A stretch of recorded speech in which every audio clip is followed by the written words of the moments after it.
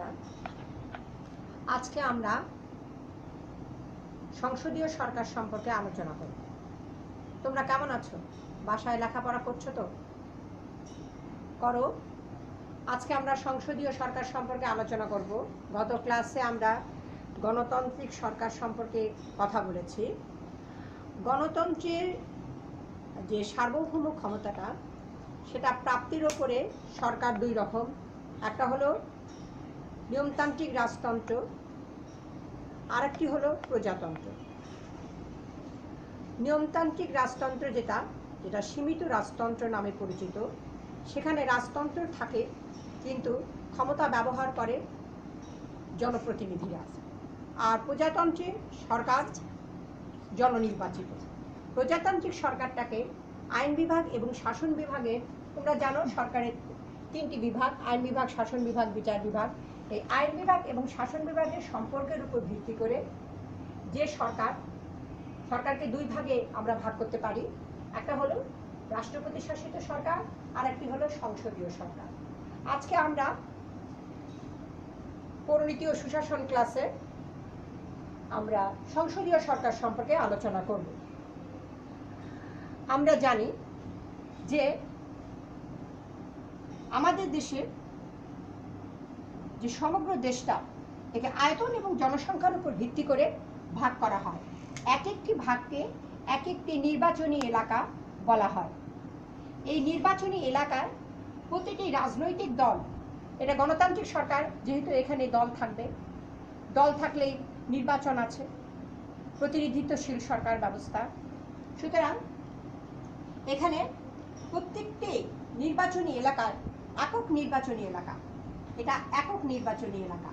প্রত্যেকটি নির্বাচনী এলাকা থেকে একজন করে নির্বাচিত হন এবং এই নির্বাচিত হওয়ার পর তারা এই আইনসভায় আসন গ্রহণ করেন। ধরে নাও আমাদের A B C D E F এই 6টি দল, এখানে 300টি আসনে নির্বাচন হচ্ছে। এখানে দেখো, আমার এই চিত্রটা দেখো, এখানে ভোট পেয়েছে, ধরে নাও এ 60টা পেয়েছে, বি 50টা, সি 50টা, 200, আর ডি 40, আর এদিকে ডি 40টা, ই 80টা, এফ 20টা, আর জি হচ্ছে আরো 60টা। এই আমার কয়টা হলো? 300টা আসন হলো। এখন দেখো সবচেয়ে বেশি আসন কে পেল? ই। তাহলে সরকার গঠন কে করবে? ই করবে। ই এখানে আসবে। আচ্ছা, ই থেকে একজন কিন্তু চলে যাবে রাষ্ট্রপতি হিসাবে, যিনি রাষ্ট্রপতি। যেই একজন যাবেন তিনি কিন্তু এখানে কাউন্ট হবেন না। এখানে তাহলে আসন সংখ্যা কত থাকলো? 79, তাই না? এরা কিন্তু আমার আইনসভায় থাকবে। আচ্ছা, এখান থেকে এরা সবাই আসবে। এখানে ই এসেছে, এ বি সি ডি, এরা প্রত্যেকেই চলে আসবে এখানে। এখানে তাদের আসন হবে। তারা বিরোধী দল ছায়া সরকার হিসাবে ভূমিকা বা বিকল্প সরকার হিসাবে ভূমিকা পালন করে। আর এখান থেকে যতগুলো মন্ত্রণালয়, সেই হিসাবে এখানে মন্ত্রী গঠিত হবে। ধরে নাও বাংলাদেশে যে কয়টা মন্ত্রণালয়, সেই কয়টা মন্ত্রণালয় এখানে শাসন বিভাগ তৈরি করবে কে? ই থেকে প্রধান, যিনি দলীয় প্রধান নির্বাচিত, তিনি এখানে প্রধানমন্ত্রী হিসাবে ভূমিকা পালন করবেন। তাহলে ই দল, সমস্ত দলটাই এখানে থাকবে। ই শাসন বিভাগও গঠন করবেন, আইনসভায় অবস্থান নেবেন। আর অন্যান্য বিরোধী দল যারা জয়ী, তারা সবাই এখানে থাকবে। একটি আসন যে পেয়েছে সেও কিন্তু এখানে থাকবে। তাহলে এখানে দেখা যাচ্ছে যে ই দলটি সরকার গঠন করেছে। এই ই দল সর্বোচ্চ ভোট পেয়েছে। ই দলটি শাসন বিভাগও গঠন করেছে। এখানে প্রধানমন্ত্রী এবং অন্যান্য মন্ত্রীরা থাকবে। যদি ধরে নাও একজন প্রধানমন্ত্রী 30টা মন্ত্রণালয় যদি থাকে, তাহলে মোট 31। এই 31 জন থাকবে শাসন বিভাগে। এরা কিন্তু এখানেও বসবে, আবার এখানেও থাকবে। এরা যৌথ দায়িত্বশীলতা কার্যকর এই সরকার ব্যবস্থা। আর অন্যান্য বিরোধী দলগুলো এখানে অবস্থান নেবে, পাশাপাশি আইনসভাতে তারা এই সরকারের নিয়ন্ত্রণ করবে, সরকারের কর্মসূচি দেখবে। এই হলো আমাদের সংসদীয় সরকারের রূপ। আমরা এর বৈশিষ্ট্যগুলো যদি একটু আলোচনা করি তাহলে এই সরকারটা আমাদের কাছে আরো বেশি পরিষ্কার হয়ে উঠবে। প্রথম বৈশিষ্ট্য আমরা দেখতে পাচ্ছি, এখানে কিন্তু সংসদের প্রাধান্য থাকবে। আইনসভায় আলোচনা হবে, সমালোচনা হবে, আইনসভা যা বলবে, আইনসভায় সরকারি দল যে সিদ্ধান্ত আনবে সেখানে বিরোধী দলরা মতামত দেবে, তাদের মতামতের ভিত্তিতে সকলের মতামতের ভিত্তিতে সিদ্ধান্ত গৃহীত হবে। আইনসভা বিশেষ ভূমিকা এখানে রাখে। ক্ষমতার একত্রীকরণ, এই সরকারটিতে যৌথ দায়িত্বশীলতা কার্যকর। এখানে ক্ষমতা একত্রীকরণ, যারা শাসন বিভাগ গঠন করছেন তারা আইনসভাতেও বসছেন। এখানে একটি লক্ষণীয় বিষয় এই যে এরা কিন্তু সংখ্যাগরিষ্ঠ, আমাদের প্রথমত মনে রাখা উচিত। কারণ সংখ্যাগরিষ্ঠ, এখানে ভোটাভুটির একটা ব্যাপার আছে, যারা যে সিদ্ধান্ত বেশি ভোট পায় সেই সিদ্ধান্তটাই কিন্তু গৃহীত হয়। সুতরাং এখানে ক্ষমতা একত্রীকরণ, যে লোকগুলোই শাসন বিভাগ গঠন করছেন তারা আইনসভার লোক, তারা শাসন বিভাগেও কাজ করছেন। এখানে ক্ষমতা পারস্পরিক আইন বিভাগ এবং শাসন বিভাগের মধ্যে একটি ঘনিষ্ঠ সম্পর্ক বিরাজিত। আর নিয়মতান্ত্রিক রাষ্ট্রপ্রধান, যিনি রাষ্ট্রপ্রধান থাকছেন তিনি কিন্তু সংসদের ভোটের মাধ্যমে নির্বাচিত হচ্ছেন ঠিকই, কিন্তু নির্বাচিত হবার পরে উনি কোনো দলীয় থাকছেন না, দলীয় দল হিসাবে উনি বিবেচিত হচ্ছেন না, উনি নিরপেক্ষ ব্যক্তি হিসাবে আত্মপ্রকাশ করছেন। কিন্তু তার কিন্তু কোনো ক্ষমতা নাই, তিনি মর্যাদার অধিকারী। সংসদ যে সিদ্ধান্ত গ্রহণ করবে সেই সিদ্ধান্তই কার্যকর হবে। তিনি নিয়মতান্ত্রিক রাষ্ট্রপ্রধান। এই সরকারটি একটি দায়িত্বশীল সরকার। এখানে সরকার যে সিদ্ধান্ত নেবে, সরকারের সিদ্ধান্ত এখানে বিরোধী দল তাতে অনাস্থা আনতে পারে, নিন্দা আনতে পারে, এখানে মুলতবি হতে পারে, সিদ্ধান্ত কাটছাঁট হবে, ছাঁটাই হবে। এখানে সব সময় এখানে সরকার বা সরকারি দল বিরোধী দল কর্তৃক নিয়ন্ত্রিত। তাদের কার্যকারিতার জন্য তাদের জবাবদিহি করতে হয় প্রতিটি কাজের জন্য। প্রধানমন্ত্রী নিজেও তার কোনো মন্ত্রীর পক্ষ হয়ে বক্তব্য পেশ করতে পারেন। এইটা মন্ত্রীগণ আইনসভার সদস্য, আমি তো তোমাদের আগেই বলেছি। আর এটা নমনীয় একটি সরকার ব্যবস্থা। এই সরকার ব্যবস্থায় যে বিরোধী দলগুলো থাকে, কোনো অবস্থাতেই যদি এই বিরোধী দলগুলি সরকারি দলের প্রতি অনাস্থা আনে তাহলে কিন্তু সরকারি দল কি হয়, মন্ত্রিসভা ভেঙে যায়, সরকার ভেঙে যায়। আবার একটা মজার ব্যাপার আছে, দেখো এখানে যদি এমন হয় যে কোনো দলের সংখ্যাগরিষ্ঠ আসন পায়নি, তখন কি হয়, তখন দেখা যায় মনে করো একটা নির্ধারিত আসন সংখ্যা পায়নি কোনো দল, তখন একটি দল আরেকটি দলের সঙ্গে কোয়ালিশন করে তারা সরকার গঠন করে। কিন্তু কোয়ালিশন সরকারটি কিন্তু অল টাইম, মানে এটা স্থায়ী সরকার নয়। যে কোনো মুহূর্তে একটি দল অন্য একটি দলের উপর থেকে আস্থা তুলে নিতে পারে, তখনই কিন্তু আবার পুনরায় সেখানে নির্বাচন হয়।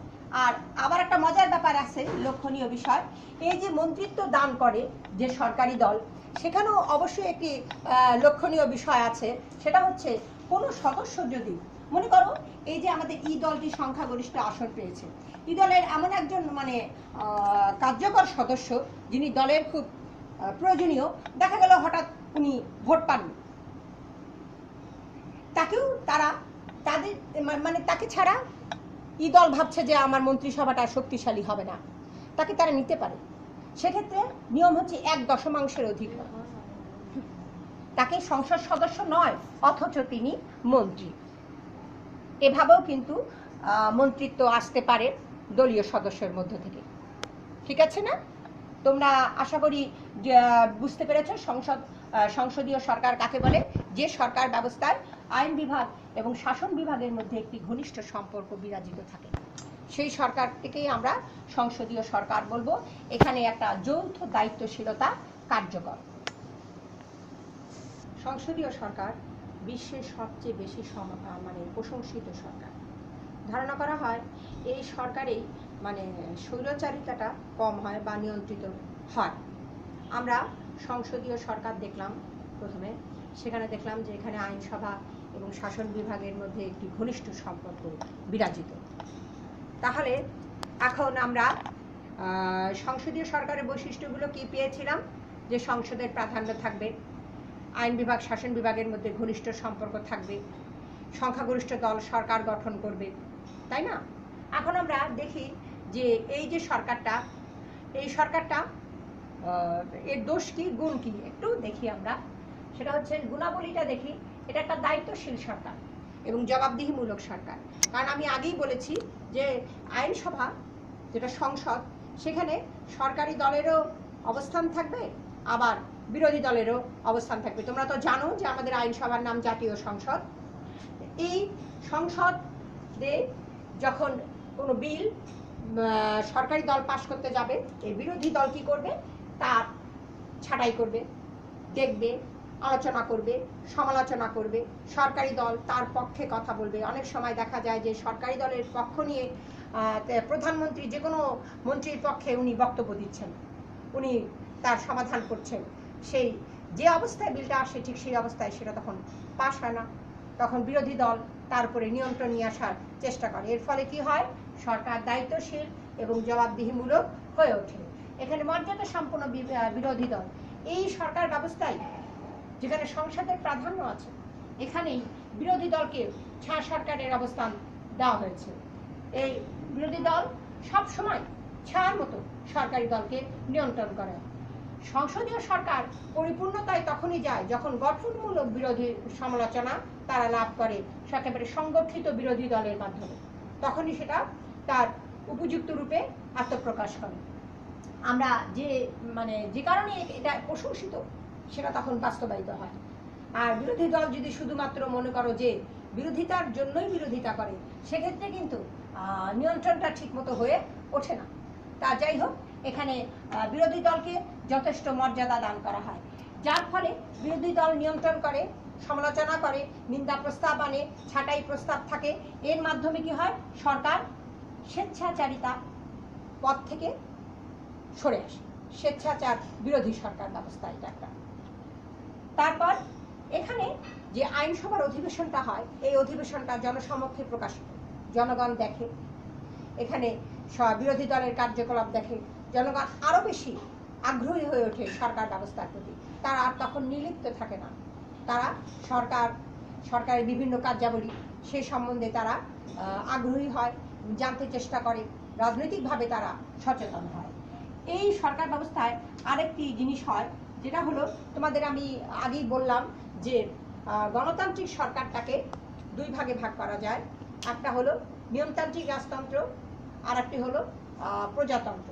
সার্বভৌম ক্ষমতাটা শাসক কিভাবে পাচ্ছে। প্রজাতন্ত্রের দিকে আমরা বলেছি, নিয়মতান্ত্রিক রাজতন্ত্রে আমি বলেছিলাম যে রাজতন্ত্র থাকে ঠিকই পরিবারের শাসন, কিন্তু ক্ষমতা তাদের হাতে থাকে না। ক্ষমতা থাকে, যিনি ক্ষমতাটা ব্যবহার করেন তিনি হচ্ছেন জননির্বাচিত প্রতিনিধি। এই সংসদীয় সরকার ব্যবস্থার মাধ্যমে সেটা সম্ভব হয়।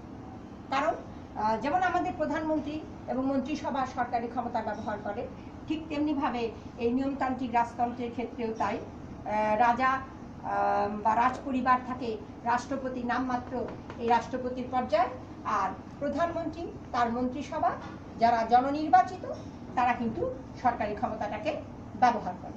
তাই এই সরকার ব্যবস্থার মাধ্যমেই কিন্তু সংসদীয় সরকার ব্যবস্থাটাকে নিয়মতান্ত্রিক রাজতন্ত্রকে ধরে রাখা যায়। তারপর এর দোষ কি, এর কি গুণই আছে, দোষ নাই? অবশ্যই দোষ আছে, তবে দোষের মাত্রাটা কম। এখানে এটা কিন্তু স্থিতিশীল একটা সরকার নয়। যদি দেখো কোনো দল খুব বেশি সংখ্যাগরিষ্ঠ আসন পায়নি, তখন যদি কোয়ালিশন সরকার হয়, আমি আগে বলেছি যে একটি দল আস্থা তুলে নিতে পারে, বা সংসদে অনাস্থা আসলে সরকারি দলের প্রতি, তাদের কার্যকলাপের প্রতি, তখন কি হয়, সরকারটা ভেঙে যায়। এটা অনমনীয়, এটা নমনীয় সরকার, অনমনীয় নয়। আর এখানে কোনো জরুরি অবস্থার অনুপযোগী সরকার। এটা কোনো সিদ্ধান্ত নিতে গেলে অধিবেশন হবে, আলোচনা হবে, একটা যতগুলো সমস্যা, যতগুলো সিদ্ধান্ত গ্রহণ করা উচিত, সেক্ষেত্রে দেখা যায় সংসদের অধিবেশন সীমিত। তাই জরুরি সিদ্ধান্ত নিতে সবার কাছে মতামত নিতে এই জরুরি অবস্থার জন্য এটা উপযোগী হয়ে ওঠে না। এখানে দলাদলির একটা ব্যাপার আছে। দলগুলি অনেক সময় দেখা যায় শুধুমাত্র বিরোধিতার খাতিরে বিরোধিতা করে। তাদের যে কার্যকলাপ, যে বিরোধী দল হিসাবে যে তাদের যে মানে গঠনমূলক সমালোচনা, এটা সব সময় তারা করে উঠতে পারে না। দেখা যায় সংসদে অনেক সিদ্ধান্ত নেওয়া হচ্ছে, বিরোধী দলের অবস্থানই নেই। এমনও হয় দলগুলি বিরোধিতার খাতিরেই বিরোধিতা করছে, গণতান্ত্রিক মন মানসিকতা তাদের ভিতরে পর্যাপ্ত পরিমাণে দেখা যায় না। এগুলো কিন্তু এই সরকারের একটা দোষ, যার ফলে সরকার কি স্বেচ্ছাচারীর বিরোধী না হয়ে স্বেচ্ছাচারী হয়ে ওঠে। যেমন আমরা ইয়েতে দেখেছিলাম যে এখানে সরকারি দলের একনায়কতন্ত্র এটা চলে, কারণ সরকারি দল শাসন বিভাগেও থাকছে, আবার আইনসভাতেও থাকছে। সুতরাং এখানে যদি বিরোধী দল বলিষ্ঠভাবে তাদেরকে নিয়ন্ত্রণ করতে না পারে, তাদের যদি গঠনমূলক সমালোচনা না করতে পারে, তাহলে কিন্তু তারা একাই সরকার পরিচালনা করে, একক সিদ্ধান্তে চলে যায়, একটা একনায়কতান্ত্রিক সরকারের রূপ লাভ করে। মন্ত্রী পরিষদের একনায়কতন্ত্রের যে কথাটা আমি বললাম, এখানে দলাদলি, বিরোধী দলগুলির অযোগ্যতা, গঠনমূলক সমালোচনার অভাব, কিছুটা দেখা যায় যে মন্ত্রী পরিষদের একনায়কতন্ত্রের দিকে চলে যায়। আবার একটা বিধান করেছে আমাদের, যেমন দলীয় শৃঙ্খলা, কোনো দলের সদস্য তার দলের বিপক্ষে ভোট দিতে পারছে না, ভোট দেবে না, দলীয় সিদ্ধান্তে তারা একমত। এখন আমরা আগের ছবিটাতে দেখেছি যে সংসদে যে দল বেশি আসন পায় সেই কিন্তু সরকার গঠন করে। সেক্ষেত্রে যদি কোনো সদস্য তার দলের বিপক্ষে ভোট না দেয়, তাহলে বিরোধী দলের যদি পরিমাণ কম থাকে, তখন কি হবে? দেখা যায় যে সরকারি দলের সিদ্ধান্ত আলটিমেটলি এমনি পাস হবে। আর এখানে তো যৌথ দায়িত্বশীলতা কাজ করে, যারা শাসন বিভাগের সদস্য তারাই আবার আইন বিভাগেরও সদস্য, তারা আইন বিভাগেও থাকে, শাসন বিভাগেও থাকে। অবশ্য আইনসভায় অন্যান্যরাও, অন্য দলগুলিও সমভাবে অবস্থান গ্রহণ করে। এই হলো আমাদের সংসদীয় সরকার ব্যবস্থা। আমি আশা করি তোমরা জিনিসটা বুঝতে পেরেছ। তাহলে আজকে আমরা কি পড়লাম? সংসদীয় সরকার এর বৈশিষ্ট্য এবং দোষ ও গুণ। তোমরা আশা করি বুঝতে পেরেছ যে সংসদীয় সরকার এর দোষ গুণগুলো। তোমরা পড়াশোনা চালিয়ে যাবে, আমি তোমাদের পড়াশোনা কখনোই তোমরা বন্ধ করবে না, আর এই ক্লাসগুলো দেখবে, দেখে তোমরা নিজেদেরকে তৈরি করে নেবে। তাহলে আমরা দোষাবলী এবং গুণাবলীটা দেখলাম, তাই না? আর সংসদীয় সরকার এর বৈশিষ্ট্য দেখলাম। দোষ সকল সরকারেই আছে, কিন্তু সংসদীয় সরকারে এর মাত্রা কম। তবে শোনো, এটা কিন্তু একটা উন্নয়নশীল দেশের জন্য উপযোগী সরকার ব্যবস্থা কখনোই নয়। কারণ উন্নয়নশীল দেশের রাজনৈতিক যে অবস্থা, এটা কিন্তু গণতন্ত্রের জন্য পরিপূর্ণ একটা সঠিক সুস্থ অবস্থা নয়। তাই এখানকার দলগুলো কিন্তু সংগঠিত নয়, তাদের ভিতরে গণতান্ত্রিক চর্চা নাই, তারা মানে গণতান্ত্রিক ঐতিহ্যকে লালন করে না, যার ফলে এবং তারা কি করে, সরকারকে গঠনমূলক সমালোচনাও করে না। এখানে কি হয়? এখানে প্রশাসন দলীয়করণ করা হয়, কোনো সিদ্ধান্তে এই দলগুলো ঐক্যমতে আসতে পারে না, জাতীয় কোনো সিদ্ধান্তে। এই দলগুলির ভিতরে রাজনৈতিক গণতান্ত্রিক চর্চা একবারই কম, এবং তারা সংগঠিতও নয়। তারা জাতীয় যে ইস্যুগুলো, সেখানে তারা একমত প্রকাশ করে না। সুতরাং দেখা যায় যে তারা হয়তো সংসদ ত্যাগ করে, অথবা সংসদে আসে না, অথবা তর্কের খাতিরে তর্ক করে, দলাদলির বিষয়টাই এখানে প্রাধান্য লাভ করে। যার ফলে এই উন্নয়নশীল দেশের যে রাজনৈতিক যে প্রেক্ষাপট, গণতন্ত্র একটা শিশুর মতো, সে আস্তে আস্তে বিকশিত হয়। তাই উন্নয়নশীল দেশের জন্য সংসদীয় সরকার ব্যবস্থাটা সম্পূর্ণরূপে উপযোগী একটা সরকার ব্যবস্থা বলে আমরা মনে করতে পারি না। সুতরাং উন্নত দেশগুলোতে জনগণ অধিক বেশি রাজনৈতিক সচেতন, এখানে দলগুলি সংগঠিত, তারা তাদের অবস্থান সম্পর্কে, মর্যাদা সম্পর্কে জানে, তারা বিশেষ রাজনৈতিক জ্ঞান সম্পন্ন, তারা জাতীয় স্বার্থে ঐক্যমত পোষণ করে, গঠনমূলক সমালোচনার মাধ্যমে সরকারকে নিয়ন্ত্রণ করে স্বৈরাচারিতা রোধ করে। সুতরাং এই উন্নত রাষ্ট্রের জন্য এই সংসদীয় সরকার একটি উপযোগী সরকার ব্যবস্থা। আর আমাদের মতো রাষ্ট্রে, যেখানে গণতন্ত্র একটা শিশু, আমি আগেই বলেছি যে এক পা হাঁটলে সে প্রথম প্রাথমিক পর্যায়ে পড়ে যাবে, আবার সে হাঁটবে, আস্তে আস্তে সে দৌড়তে শিখবে, একটা শিশু যেভাবে দৌড়ায়, পরবর্তী জীবনে দেখা যাবে সে দৌড়ে ফার্স্ট হয়েছে। তা এখন এই পরিবেশটা তাকে সৃষ্টি করে দিতে হবে শিশুকে।